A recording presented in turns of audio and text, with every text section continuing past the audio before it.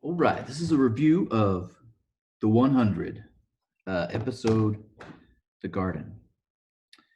So I didn't know until after I watched the episode that it was episode 2 that I had missed the first episode. So I thought this was the opening episode of the season. But I liked it. It was really good. This 100 has been one of my favorite shows because of it does science fiction correctly. Well, it does the science part of the show correctly. It definitely has a lot of violence. It's a very violent show. Uh, like they are not afraid of showing violence and gore and fighting and just all kinds of. Uh, there's some bad language, but it's more. It's like man, they do not shy away from the violence part of the show. Uh, but I watch it for the science fiction part of the show because they again they do science pretty well. The finale of last season was I thought one of the best uh, season finales of a series I've ever seen. It was very impressive because it was a science fiction story. It reminded me of a really good Stargate episode or a really good Next Generation or original series Star Trek episode. Uh, but this season, so it started. A couple of the characters had walked into the anomaly previously. So is it a wormhole? Is it uh, a time dilation effect? So they were stuck somewhere. It's like a limbo.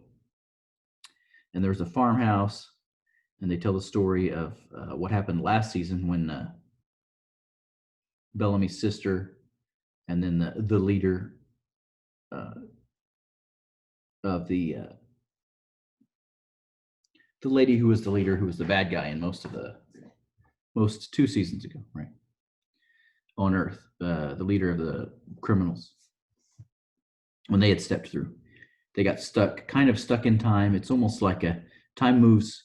This location, it's like a planet or a moon, but the time moves it moves faster for you if you're there than it does for anyone else, at least from what we can tell so far. And that there may be another location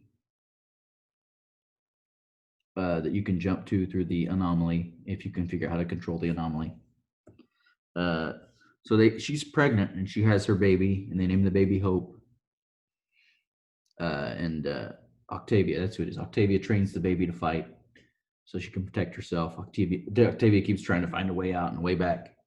Eventually, she does, of course, because that's how you see her. In last season, time has passed for her. But your memories don't seem to come back unless you're close to the anomaly. So it's some sort of weird, very strange with the memory only affects. You can only remember what you've done in the other section when you're close to the anomaly. So a very interesting side effect. And they're stuck there, and then some hunters come after them.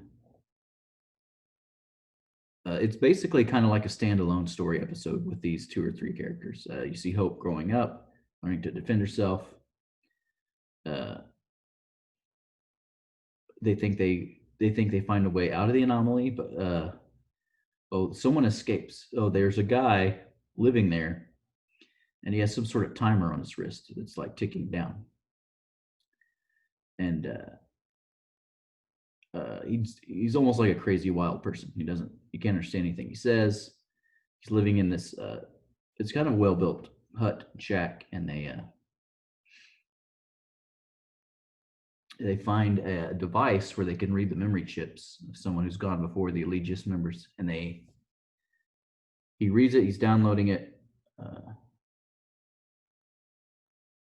but he can't. He keeps rewinding it to find the spot where the guy activates the portal. Of course, the crazy guy comes in right when he's doing that, breaks the thing. So now you can't, at the key spot, right, where you can't remember what happened or see what happened, the reader. At least he doesn't break the chip, so the information's still on the chip. He breaks the reading device, so they can't use it to read it to figure out how to get back. Before they have to like wrestle the guy and hurt the guy.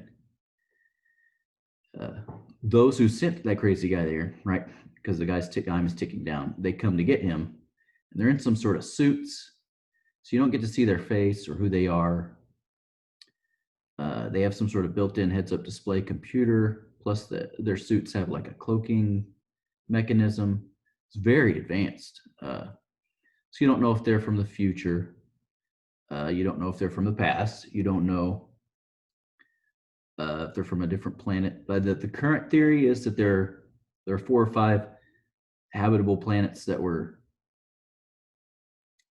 searched out by the Elegia system, and they so everyone had those built-in chips that worked on those ships, those planet searching ships. So hopefully they'll explain more of that later, because they haven't explained any of it yet.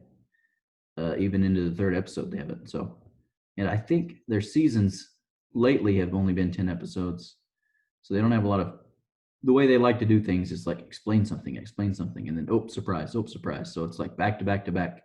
I mean, it is a show that could do well with being awarded more episodes, but this being the final season, and last season was only 10 episodes. I mean, they don't, like I said, they pack story into every episode, which I like. It's just, boy, you got to pay attention. So I really liked the show. I really liked this episode, which again I thought was the first episode of the season. It wasn't. I had to go back and watch the 1st and 3rd ones.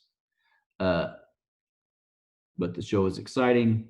Again, it does good science fiction, and I'm happy to see that it's back. It's one of my favorite shows, at least right now, until the Orville comes back. So if you like my content, please like, subscribe, and thanks for watching.